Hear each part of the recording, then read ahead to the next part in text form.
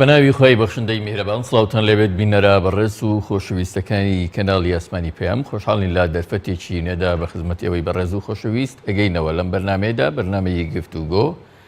هەڵوێستەیەک لەسەر بڕێوەچوونی هەڵبژاردنەکانی خولی پێنجەمی پەرلەمانی کوردستان لە هەر چوار پارێزگاکەی هەرێمی کوردستان و دەرەنجامە بەراییەکانی لەگەڵ بەڕێز شوان هەورامی چاودێری هەڵبژاردنەکان لە ناوەندی لێکۆڵنەوە و چاپەمەنی تۆڕی میدیایی کۆمەڵ بە خێراتنیەکی خێربێن کاک شوان بەگشتی ئێوە پرۆسەکەتان بەلاوە چۆن بوو؟ بەناوی خۆی بەخشندە و میهرەبان لە ڕاستیە پرۆسەکە کە ئەوە یەکەمین جارە کۆمیسیۆنی باڵای سەربەخۆی هەڵبژاردنەکانی کوردستان پرۆسەی هەڵبژاردن لە هەرێمی کوردستانە بەڕێوە بە هەبوونی ئەو تێبینیانەی کە بەداخەوە ینی ئێمە لە ماوەی 27 ساڵی ڕابردووە ئەزمونمان لەگەڵیا هەیە کە مەسەلەی چاواشکایی و مەسەلەی هەوڵدان بۆ بەلا ڕێدابردنی ینی ئەنجامەکانی هەڵبژاردن و ئەوانە بەڵام لە ڕاستیە ینی جێگەی دەستخۆشیە کە ئەو کۆمیسیۆنە ینی توانی هەڵبژاردنەکان بە شێوەیەکی تا ڕادەیەک سەرکەوتوو بەڕێوە بەرێ. ئەمە بۆ چیە گەڕێتەوە بەڕای ئەوە؟ مەسەلەن سەرکەوتنی ئەم ئەزمونەی کۆمیسیۆن پێکهاتەی کۆمیسیۆن من پێم وایە ینی تا ڕادەیەک حیزبەکانی کوردستان ینی هاوکار بوون بۆ سەرخستنی کۆمیسیۆن بەڵام بەداخەوە ینی ئێستا وا هەستەکرێت کە لە دوای نزیکەکەوینەوە لە 24 سعات لە ئەنجامی هەڵبژاردنەکان هەستەکرێ لێرە و لەوێ هەوڵ ئەدرێ کە مەسەلەن تەلاعوب بە ئەنجامەکانەوە بکرێ یا گومانی ئەوە ئەکرێ کە هەوڵێک هەبێ بۆ دەستکاریکردنی ئەنجامەکان کە من هیوەخوازم کۆمیسیۆن لەمەی شا سەرکەوتوو بێ ڕێگە بە حاڵەتی وان نەدا و ڕێگە نەدا کە دەسەڵاتە حیزبیەکە جارێکی تر هەژمونی بەسەر کۆمیسیۆنە ینی وەکەڵێ بە شێوەیەکی ناشرین پەیڕۆ بکە کە ینی بەداخەوە کە ئەڵێم کە هەوڵێکی ئاوا هەبێ و گومانی هەوڵێکی ئاوا ئەدرێ دەنابوو ینی حیزبە کوردستانیەکان و هەموو خەڵکی کوردستان کارێک بکەن و ئەزمونێک پێشکەشکەن کە جێگەی سەربەرزی بێ بۆ گەلی کورد لەبەرچی لەبەرەوەی کە ئەو کۆمیسیۆنە کۆمیسیۆنی خەڵکی کوردستانە ینی کۆمیسیۆنی هەموو پێکهاتەی کۆمەڵی کوردەواریە بۆ سەرخستنی پرۆسەی دیموکراسی ئەبوو هەوڵ بدرێ کۆمیسیۆن گەورەترین سەرکەوتن بەدەستبێنێ چونکە سەرکەوتنی کۆمیسیۆنی سەرکەوتنی ئەزمموی هەرێمی کوردستانە نەکەوەی کە ینی هەوڵ بدرێ کۆمیسیۆن لە کەدار بکرێ لە پێناوی ئەوەی حیزبێکی سیاسی تەلاعوب بە ئەنجامەکانە. زۆر باشە ئاماژەیە کاڵوێستیشی لەسەرەکەین بەڵام من ئەمەوێ پرسیارەت لێ بکەم هەژمونی با بڵین پارتی وێشێتی وەکو دوو حیزبی دەسەڵاتدار لە هەرێمی کوردستان لە زۆنگی زەرد و سەوز ئەم جارەش بەسەر پرۆسی هەڵبژاردنەکانەوە دیار بوو؟ گومانی تێدا نییە گومانی تیان نییە کە پارتی وێکێتی هەمیشە هەژمونیان هەبووە بەسەر ناوچەکانی خۆیانە و هەر ئەوەش وەکەڵێ ئەو چاواشەکاریە ڕوونەکاتەوە بۆ ئێمە کە ئەم دوو حیزبە لە هەرێمی کوردستانە ینی وەکەڵێ خۆیانی پێ نەمایشەکەن بۆ نمونە مەسەلەن لە زۆنی زەردا پارتی وا نیشانی ئەدا کە گەورەترین حیزبی کوردستانە و حیزبێکی زۆر سەرکەوتووە و بە پێچەوانەشەوە لە زۆنی سەوزە ینی تا ئێستا مەسەن یەکێتی ئەو نمایشەی کردووە. جا سەیرەکەی یەکێتی لە ناوچەی پارتیە ژمارەی دەنگەکانی زۆر کەمە ینی ئەگەر ئێمە بەراورد بە ناوچەکەی خۆی بەڵێ ئەگەر ئێمە پێش سیوێکی ئاب حساب بکەین هەولێر ینی وەکەڵەیە بە قەڵای یەکێتی حسابەکرا کە یەکێتی دەنگی زۆری تیاهێنا بەڵام هۆی چییە خۆ ئێستا یەکێتی مەسەن دەنگی کەمە لە هەولێر هۆکارەکەی یا لە دووهۆک پارتی هۆی چییە مەسەن لە سلێمانی دەنگی کەمە لە هەڵەبجە دەنگی کەمە هۆکارەکە چییە؟ ینی هۆکارەکە ڕوونە لەوێ ینی پارتی هەژمونی هەیە بەسەر اقتصادی هەولێر و دوهۆکە، هەژمونی هەیە بەسەر هێزە چەکدارەکانیە لە ئاسایشەوە بگرێتە هێزی پێشمەرگە تاکو تەنانەت حیزب میلیشیای هەیە ئەتوانێت چاوسورکاتەوە، تەنانەت یعنی بیهێنەرە پێشاوی خۆت لە فەڕاشێکی مەکتەبەوە تاکو مدیری مەکتەب مەسەلەن ئەم دوو حیزبە یەکێتی لە منطقەی خۆیە و پارتی لە منطقەی خۆیان دایان مەزراندون، ئەمانە بەکاریانە هێنن بە تایبەت لە کاتی هەڵبژاردنە. تۆ سەیرەکەی ئەوەی کە مدیری مەکتەبێکە دوجارە بێتە مدیری ینی وەکڵێ وێستگەیەک، یعنی ئەوەی کە مامۆستایە لە قوتابخانەیەکە دوجارە بێتە کارمەندی موقتی کۆمیسیۆن ینی لە کاتی هەڵبژاردنەکانە. یعنی تەنانە دەو فەڕاشەی کە لە قوتابخانەکەیە ڕۆڵی ئەوە بینێ کە ینی لە کاتی هەڵبژاردنەکانە مەسەرن بانگەشە بکا بۆ ئەو لیستەی خۆی. جا ئێمە ئەمە ئەبینین، یعنی ئەوان کۆنتترۆلی هەم اقتصادیان کردووە هەم ئاسایشیان کردووە، تەنانەت کۆنتترۆلی سیاسەتیشیان کردووە. جا یەکێتی لە منطقەی خۆیان، پارتیش لە منطقەی خۆیان، جا تەماشا ئەەکەی ئەو لە منطقەی خۆیان زۆرینەی دەنگ بەدەزەیێنێ، ئەمیش لە منطقەی خۆیان زۆرینەی دەنگ بەدەزەیێنێ. هەژمونیشیان بەسەر خودی پرۆسەکەەوە هەیە بێگومان وەکو باسم کرد، ینی هەژمونونەکە چۆن دروستە بێ. یعنی ئێمە ئەوە تا مەسەلەن لە دوێنێەوە ئۆکتۆبر کۆمەڵایەتیەکان و لە زۆر شوێنە ئێمە بینین ژمارەیەکی زۆر سەیرەکەی بڵین جنسی ڕێگەزنامە عێراقی دەرچووە، کارتی شارستانی دەرچووە. باشە ئەمە هۆکارەکەی چی؟ هۆکارەکەی ئەوەیە کە ئەم دائیرانە بەدەست ئەوانن، ئەژی ناگەر بەدەست ئەوان نەبێ، ینی حیزب ناتوانێ ینی ڕێگەزنامە خۆتەزانی ینی چەندێ سەختی تایە بڕۆ سوورەت قەید بێنەوە بڕۆ ینی چەنەها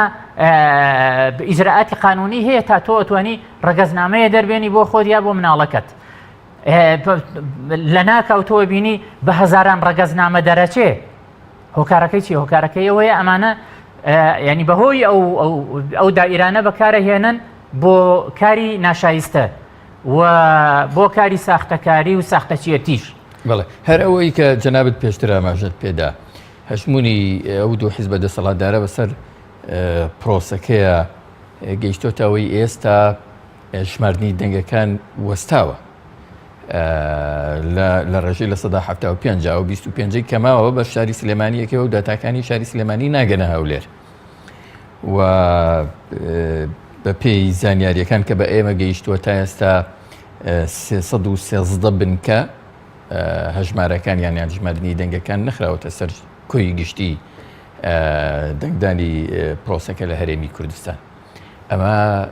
ئاماژەیەکە بۆ چ مەترسیەک؟ خۆیمە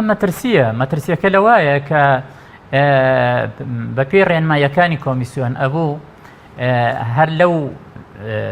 محەڵتانە لەو وێستگانەی کە هەن دەنگەکان بژمێرێ هەژمار بکرێ و لایەنە سیاسیەکانیش ئیمزای بکەن و ینی بکرێتە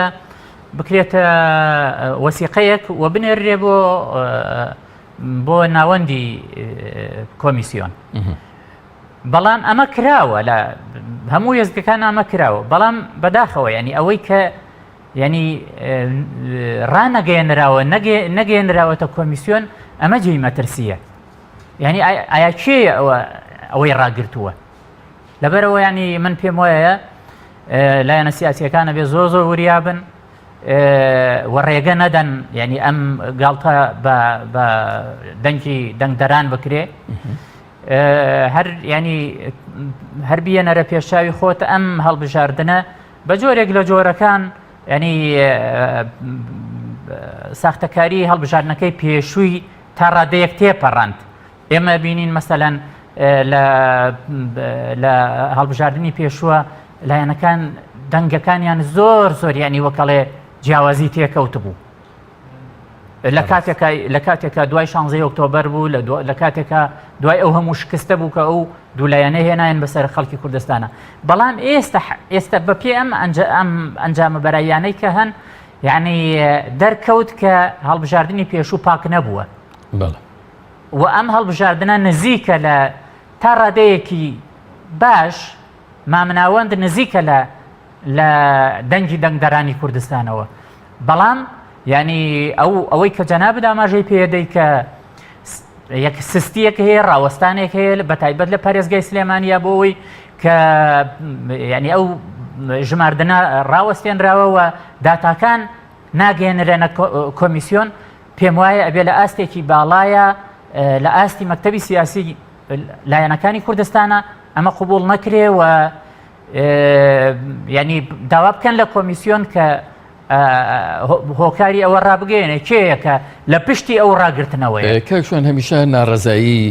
هێزە بەشداربووەکانەوەی کە ستەمیان لێکرێت چەوسێنرێنەوە دەنگەکانیان ئەدزرێ تا سنوورێک بووە نەیتوانیوە مەسەلەن هەژمونی پارتی و یەکێتی تێپەڕێنێ و ئەو ویستەی ئەوان تێک بشکێنێ مەسەلەن پێت وایە ئەم جارە و هەر ناڕەزایەتیە کە تۆ باسیەکەی سوودێکی لێ بکەوێتەوە نه ئێمە ئازانی چۆنە ئێمە بێ حەقیقەتێک هەیە ینی وەکەڵێ خۆمانی لێ لا نەدەین ئەویش ئەوەیە کە هەتا هەرێمی کوردستان بەم شێوەیە بێ هەژمۆنی حیزب بەسەر حکوومەتە زاڵ بێ و کوردستانی دامەزراوە نەبێ کوردستانی دەستوری نەبێ دەسەڵاتەکان لێک جیا نەبن و حیزب لە چوارچێوەی یاسایە کاری خۆی نەکە و حیزب خاوەنی میلیشیان نەبێ و حیزب کۆنتترۆلی اقتصاد نەکات تۆ ئیستا سیر کە یەکەتی لەم لە اقتصاد و بازاری ئەم لای کۆنتترۆل کردووە پارتی لەولاوە کۆنتترۆلی بازار و نەوت و هەموو بیانی وەکەڵێ جمگە اقتصادیەکانی کردووە لە حاڵەتێکی وایە هەر پرۆسەیەکی سیاسی نەک هەڵبژاردن هەر پرۆسەیەکی سیاسی بە ئاسایی تێ ناپەڕێت پرۆسەیەکی نوقسان دەرەچێەوە هەمیشە هەژمونی ئەوانەی کە کۆنتترۆلی سیاست و اقتصاد و حاڵەتی کۆمەڵایەتیان کردووە هەر ئەوانە ینی ئەتوانن ینی وەکەڵێ سەرکەوتن بەدەست بێنن ینی ئەلبەتە سەرکەوتنێکی وەهمی سەرکەوتنێکی حەقیقینە بەڵام ینی هەمیشە لە وڵاتانی دیکتاتۆریە کە لەم مۆدێلەی وڵاتی ئێمە چن ینی هەمیشە ئەنجامەکان ئەنجامی چاواشەکارانە دەرەچن و ئەنجامی حەقیقی دەرناچن جا ئەمەی کە جەنابەت باست کرد ئەم ئەنجامانە چ بۆ پارتی چ بۆ یەکێتی ئەنجامی حەقیقی نین کاکشوان یەکێکی تر ئەگە سەرجێب لە پرۆسەکە بدەین ئەوەیە کە هاوڵاتی لە هەرێمی کوردستان وکو پێویست بەشداری پرۆسەکانی هەڵبژاردن ناکا بە تایبەتی ئەم دوو هەڵبژاردنەی کە تێپەڕین هۆکارێکی بۆ چیە گەڕێتەوە بەداخەوە یان ئێستا جاری پێشوو لە هەڵبژاردننی 12/5 ڕابردووە کە ینی خەڵکی کوردستان ئەو بە ئومێدێکی زۆرەوە ئومێدیان ئەوە بوو کە گۆڕانکاریەک ڕووبدا لە شێوازی بڵین بەڕێوەبردننی وڵاتەوە لە ناردنی نوێنەرەکانیان بۆ بەخا بەڵام کە ڕوبەڕووی ئەو حاڵەتە ساختەکاریە بوونەوە بەڕاستی ئەوە کاریگەریەکی خراپی کردە سەر ئەوەی کە تاکی کۆمەڵگەی کوردەواری و کۆمەڵی کوردەواری بەگشتی بڕوای بە گۆڕانکاری نەبێ لە ڕێگەی سندوقەکانی دەنگدانەوە کە من پێم وایە ئەوە خیانەتێکی زۆر گەورەیە کە تۆ میلەتی خۆت بێهیوا بکەی لە پرۆسەی دیموکراسی و لە عملیە دیموکراسی لە وڵاتی خۆتە بەڵام ینی ئەوەشمان لەبیر نەچێت کە لە زۆربەی وڵاتانی زۆر دیموکراتیش لە دنیاە جاری وایە لە 145 ینی خەڵک ئەڕوات دەنگەدا و جاری وایە لە 155 لە وڵاتی ئێمە ئێستا نازانم لە 159 وابزانم تا لە 160 دەنگی داوە کە پێم وایە ڕێژەیەکی خراپ نەبێ هەرچەنە چاودێران بڕوایان وایە ئەڵێن لە 170 ینی حاڵەتێکی ئیستانداردە لە جیهان گرفتەکە ئەوەیە مەسەن لە ئەوروپا گەر ڕێژەی لە 145 بەشداری هەڵبژاردنەکان کامە ڕێژەیەکی تەواو با بڵێن بەشداری پاکی هاوڵاتیانە هەمووی هاوڵاتیە بەشداری کردووە ڕای خۆی دەربڕیوە بەڵام لێرە ئەگەر ڕێژی 45 بۆ 50 بەشداری بکەن گرفتەکە ئەوەیە لە ڕێژەیەکی گەورەی لەم پشکەی کە بەشداری کردووە تەزویراتە باشە دەنگی حیزبەکانە بە پێی هەژموریان خراوەتە ناو سندوقەکە ئەخر گرفتەکە ئەوەیە جیاوازی ئێمە و ئەوروپا ئەوەیە لەوێ حیزب کەوتووەتە دوای دەوڵەت ینی لەوێ پایەکانی دەوڵەت دامەزراون لە ئەوروپا یعنی پایەکانی دەوڵەت لە مافی هاوڵاتی بوون، لە مافی مرۆڤ، لە چەسپاندنی دامەزراوەکان و حیزب لەوێ لە چوارچێوەی قانونە، لە چوارچێوەی دەستورە کاری خۆیەکە. یعنی خاوەنی کۆمپانیا و خاوەنی بازرگانی و کۆنتترۆلکردنی بازار و ئەوانە نییە. حیزب دێت ئەڵێ بە پێی ئەم بەرنامە سیاسی من کە هەمە ئەم بەرنامە ئابوووریەی کە من خزمەتی زیاترەکەم لە حیزبی فڵانی، خەڵکیش دەنگ بەم بەرنمەیەدا. ئەمە لە وڵاتی ئێمەیان نییە، ئەمە لە وڵاتی ئێمەیان نییە. ینی تۆ سیرەکەی لە وڵاتی ئێمە خەڵکی وا دەرەچێ بۆ پەرلەمان، ینی بۆ کەڵێ بەهۆی عاتیفەیەکی مەسەلەن هۆزایەتیەوە بێ، دینیەوە بێ، یا بە هەر شتێک بێ لەو شتانەوە سیرەکەی ئەندامێکە چێتە پەرلەمانی کوردستان. و هیچ ینی خەڵکیش زۆر گوێ ناداتە بەرنامە سیاسیەکان. سەرەڕای هەموو ئەمانەش بەداخەوە، ینی لە وڵاتی ئێمە ینی هیچ شتێک وەکو باسم کرد پێشتریش، هیچ شتێک ئاسایی نین. لەبەرچی لەبەرەوەی حیزب لێرە خاوەنی حکوومەتە، خاوەنی بازاڕە، خاوەنی میلیشیایە، خاوەنی هێزی چەکدارە، خاوەنی ینی وەکەڵێ دەستگای هەواڵگریە. لەبەرەوە ئەمانە ینی تۆ بە هیچ شێوەیە قیاس ناکرێت لەگەڵ ئەوروپا. ڕاستە منیش قسەکە مەخەمە پەنای قسەکەی جەنابەت، ینی لێرە ینی چاواشەکاریش هەیە و دەنگی تەزویر هەیە و بەکارهێنانی ئابووری و چاوسورکردنەوە و هەموو ئەم شتانە هەیە بۆ بەلا ڕێدابردن و بۆ زیادکردنی دەنگ. بڵێ لە دەرەنجامە بەرایەکانەوەی کە تا ئێستا دەرکەوتووە، کۆمەڵی ئیسلامی کوردستان یەکێکە لە هێزە ئۆپۆزیسیۆ براوەکان. ئەمە چ سەرنجێکی لای جەنابەت گەڵاڵە کردووە؟ بۆچی ئەگەڕێتەوە سەرکەوتنی کۆمەڵی ئیسلامی؟ وەڵای هۆکاری ئەمە ینی ئەبێ لە چەند خاڵێکە بە کورتیکەینەوە. ئەویشەوەیە یەکەم خەڵکی هەرێمی کوردستان لە ڕاستیە لە 4 ساڵی ڕابردوو، نەک لە 4 ساڵە، لە 10 ساڵی ڕابردووشە هەڵوێستی کۆمەڵی ئیسلامیان بۆ ڕوون بووەتەوە کە هەڵوێستێکە لەگەڵ هیوا و ئاواتەکانی ئەوانایە و پشتیوانی لە هەژار و لە کەم دەرامەت و لە مامۆستا و لە چینە وەکەڵێ نانبڕاوەکان ئەکات. و لەسەر ئەمەش ینی باجی زۆر گەورەی داوە، مەسەلەن گرتن، تۆمەتبارکردن، تیرۆر، نازانم ئەم جۆرە شتانەی ینی وەکەڵێ دراوەتە پاڵ بەهۆی هەڵوێستەکانیەوە، ینی بەهۆی ئەوەی نەچووەتە ژێرباری ترس و تۆقاندن و ئەو هەڕەشانەی کە ینی دەسەڵات کردوێتی لەم حیزبە. دیارە خەڵکی کوردستانیش پاداشتی ئەم مۆدیە لە حیزبە ئەداتەوە، ینی وەکەڵێ کە پشتیوانی لێەکە خەڵکی پێم وانەیە لە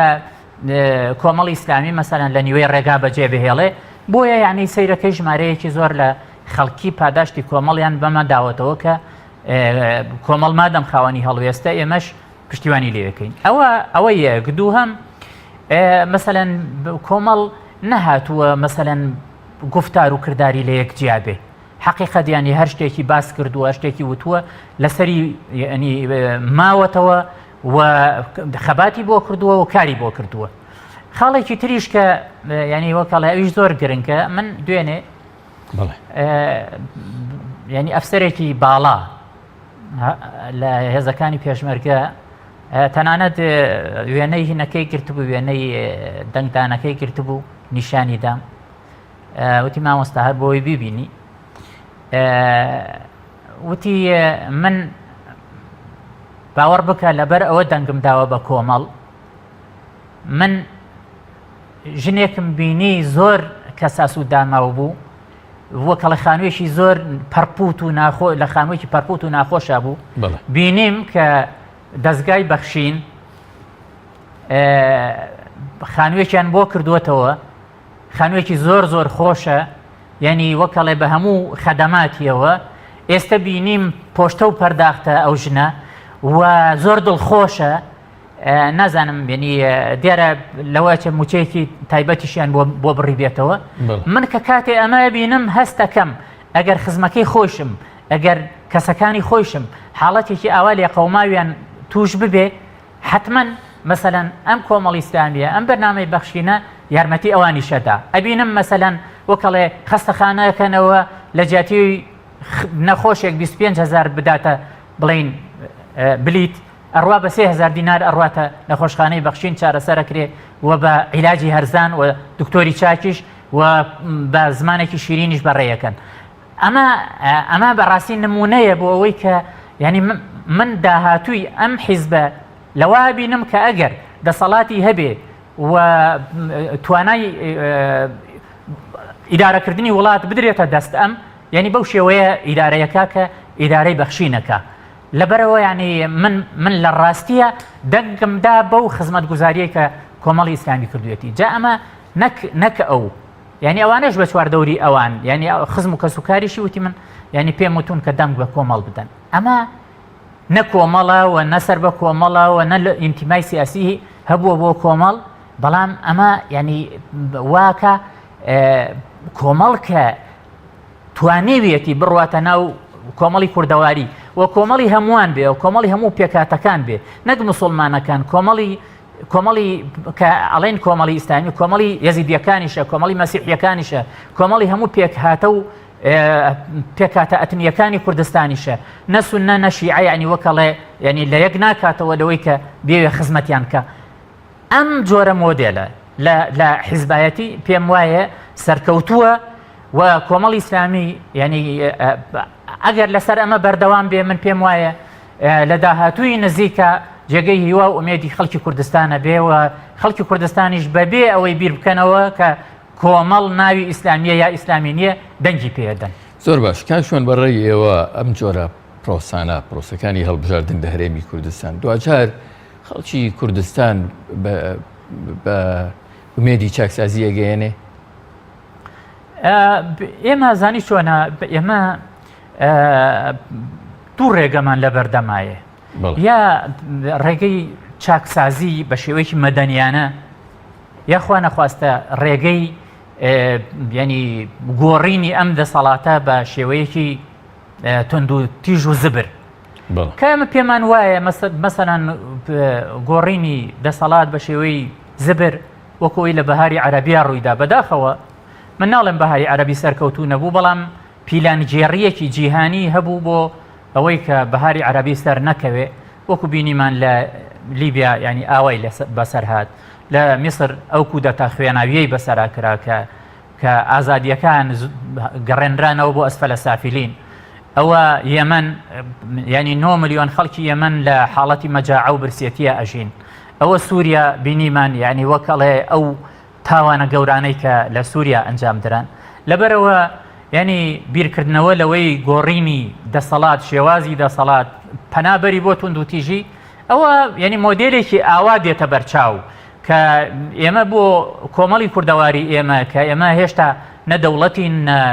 وەکەڵێکیانێکی سیاسی چەسپاومان هەیە لە نێو کۆمەڵی نێودەوڵەتیە، ئەم ڕێگایە ڕێگایکی مەرفوزە و ڕێگایەکی خراپە بۆ ئێمە. بەڵام ڕێگای دووهەم کە ڕێگای مەدەنیە و ئەم ڕێگای هەڵبژاردنە و ڕێگای گۆڕانکاریە و ڕێگای گوشاری تریشە خۆ مەرجنیە، ینی هەر ئێمە وابزانین هەر هەڵبژاردنە ئێمە توانین گوشاری ترکەین لەسەر دەسەڵات و ئەگەر میلەتی خۆمان لە پشتسەری هێزە ڕاستگۆکانەوە بێت، من پێم وایە لە ساڵی 92 تاکو ئێستا ئێمە بیەنە پێشاوی خۆت 50-50مان گۆڕیوە بۆ ئەم شێوازەی کە ئێستا هەیە لە هەڵبژاردن. دوای هەڵبژاردن سیرەکەی کردی معارەزە زیاتر سەرەکەوێ و خەڵک زیاتر بڕوای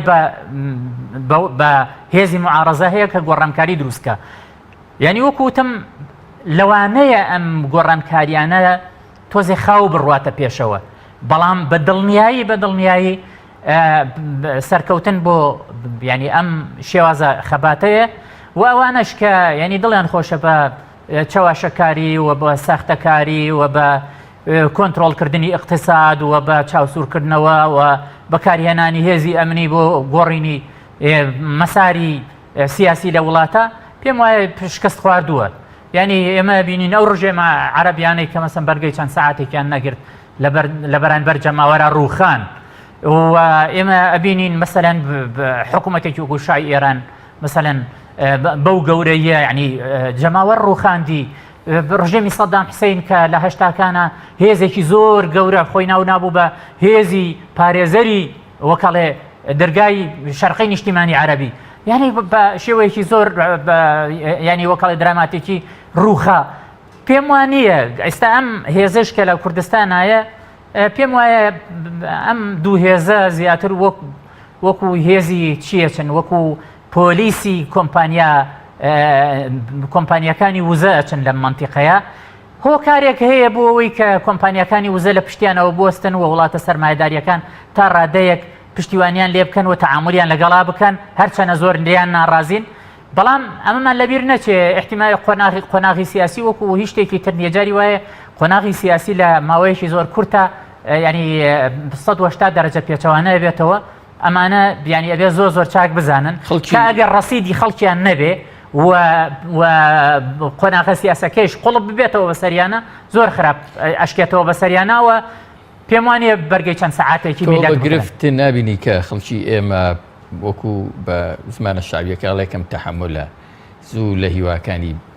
نامێدە بێ باوڵیت لەوەی کە چاکسازی ناکرێ و هەمیشەواڵێ گۆڕانکاری ناکرێ و بۆ بچی بەشداری هەڵبژاردن کەم و ینی لە ماوەی 15 بۆ 20 ساڵە ئێمە لە پرۆسە سیاسیەکانمان لە هەڵبژاردنەکان ناومێت بووین کەچی لە ئەوروپا زیاد لە سەدەیەکەم پرۆسانە بەردەوامیان هەیە و خەڵکیش تا دێ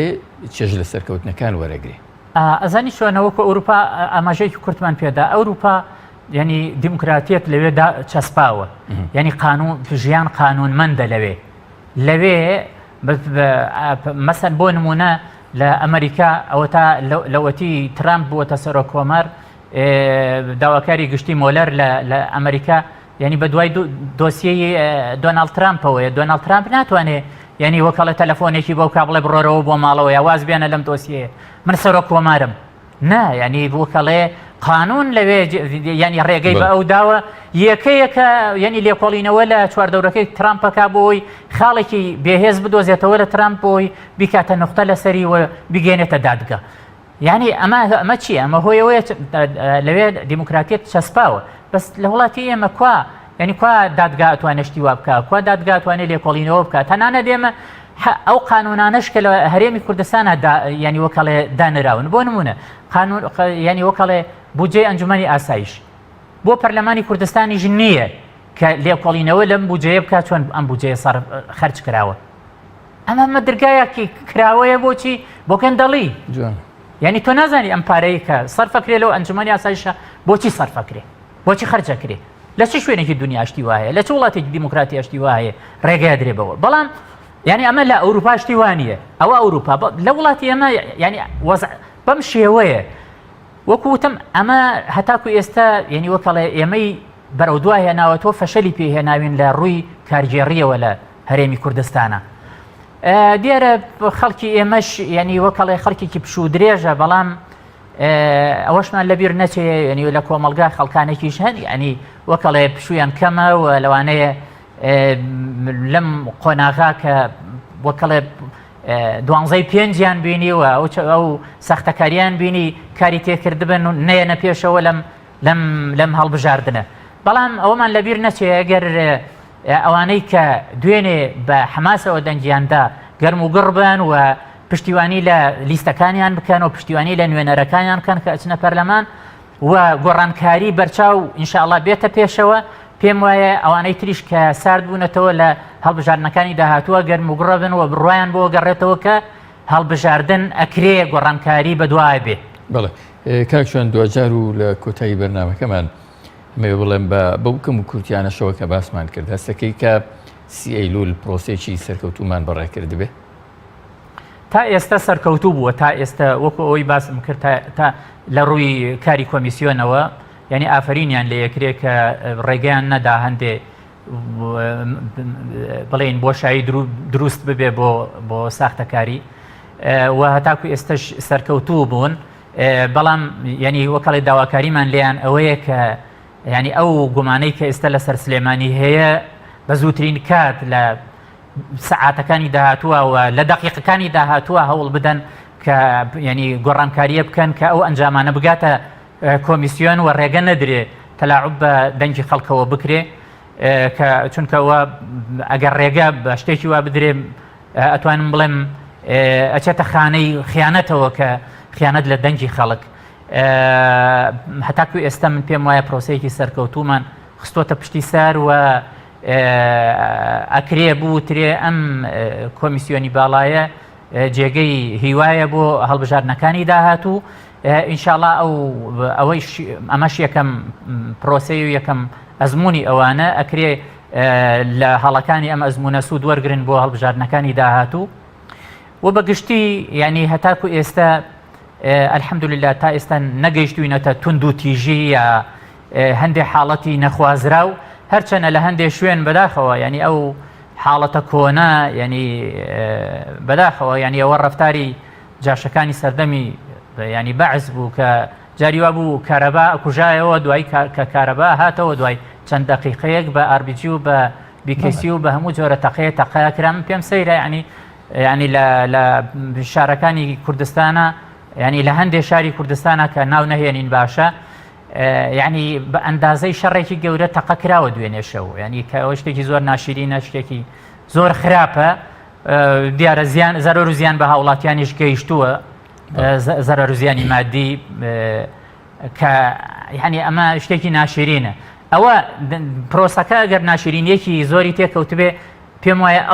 ئەوە ناشرینی کردووە وئیلا تا ئێستا پرۆسەکە سەرکەوتوو بووە کە هیواخوازیشم ینی بەوەی کە ڕێگەن نەدرێت تەلاعوب بە دەنگەکانەوە بکرێ پێم وایە پرۆسەکە ئەچێتە قۆناغێکی زۆر گەشەدارتر. بەڕێز شوان هەورامی چاودێری پرۆسەی هەڵبژاردننی سی ئەیلول و ئەندامی ژووری لێکۆڵنەوە و چاودێری تۆڕی میدیایی کۆمەڵ سپاس بۆ ئامادە بوونەرە بە ڕێز و خۆشەویستەکان گەیشتینە کۆتایی بەرنامەکەمان تا ئەڵلقەیەکی تر پێتانەگەینەوە شار.